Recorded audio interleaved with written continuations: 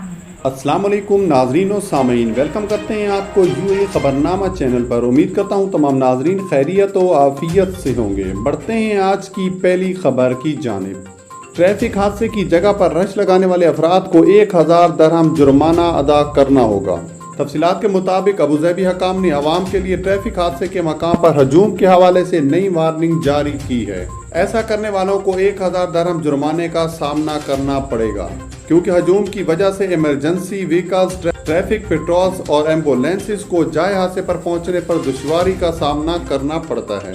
Abu Dhabi police की जानिब से एक वीडियो सोशल मीडिया पर जारी की गई है, जिसमें दो ड्राइवर के रुकने से दो गाड़ियां टकरा गईं, जिन्होंने अपनी गाड़ी को बेढंगे तरीके से पार कर रखा था, जिससे ट्रैफिक की रवानी मुअत्तल हो चुकी थी। पुलिस का कहना है कि वीडियो बनाना या तस्वीर शेयर करने वाले को भी जुर्माने या कैद का सामना करना पड़ सकता है। इन सजाओं का मकसद अवाम में मनफी रवैये को रोकना और इमरजेंसी एहलकारों को फ़राइज़ बेहतर तरीके से सर अंजाम देने की इजाज़त देना है। बढ़ते हैं आज की अगली खबर की जानिब।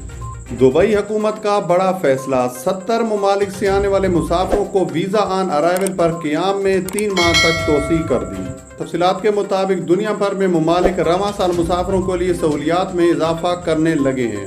यूएई ने भी गुज़िश्ता माह विजिट वीज़े जारी करना शुरू कर दिए हैं। दुबई के फ़िज़ाई कैरियर एमिरेट्स के मुताबिक 70 ममालिक से आने वाले मुसाफिरों को मुल्क में दाखिले पर वीज़ा ऑन अराइवल की सहूलत दस्तयाब है, जिस पर वो अब अमारात में 90 रोज़ तक क़याम कर सकते हैं।